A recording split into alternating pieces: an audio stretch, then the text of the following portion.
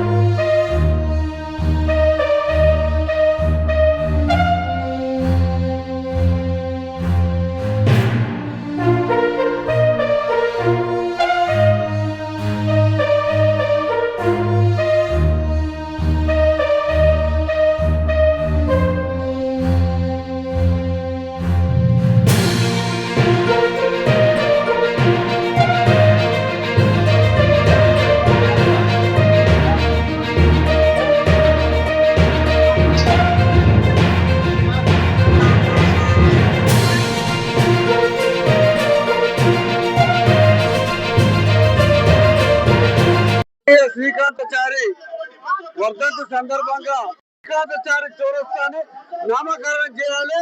శ్రీకాంతాచారికి చాలా అన్యాయం జరిగింది. వాళ్ళ కుటుంబాన్ని గవర్నమెంట్ ప్రత్యేకంగా గుర్తించాలని చెప్పేసి అది ఎప్పుడో కేసీఆర్ వేసే ఉండే ఎల్బీనగర్ చౌరస్తాకు శ్రీకాంతాచారి పేరు పెట్టారుండే తెలంగాణ గవర్నమెంట్ కు మేము రిప్రజెంట్ చేస్తున్నామని చెప్పి మనం ఇస్తున్నాం.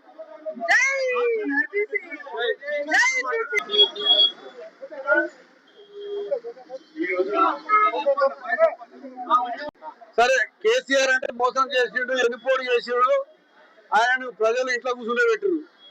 యాక్చువల్ అయితే కేసీఆర్ చాలా చేసేది ఉండే, శ్రీకాంతాచారి యొక్క కుటుంబానికి చేసేది ఉండే, ఆయనకు ల్యాండ్ విషయంలో కానీ ఇంకా వాళ్ళ అమ్మకు కార్పొరేషన్ అని ఇచ్చింది కాదు, వాళ్ళ అయ్యకు కూడా ఇచ్చింది కాదు.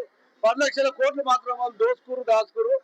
ఇప్పుడున్న తెలంగాణ గవర్నమెంట్ ఒకటే చెప్తున్నా, శ్రీకాంతాచారి ఎల్బీనగర్ చౌరస్తాలో ఆత్మాహుతి చేసుకున్న తెలంగాణ కోసం ఉవ్వెత్తి నడిచింది కాబట్టి ఈ ఎల్బీనగర్ చౌరస్తాకు శ్రీకాంతాచారి చౌరస్తా పేరు పెడితే బాగుంటుందని చెప్పేసి వాళ్ళ కుటుంబాలకు వాళ్ళ తండ్రికి కూడా ప్రభుత్వం తెలంగాణ గవర్నమెంట్ అందశ్రీకి ఏ విధంగా న్యాయం చేసిందో అట్లా వేయాలని చెప్పేసి నేను మనవి చేస్తున్నాను.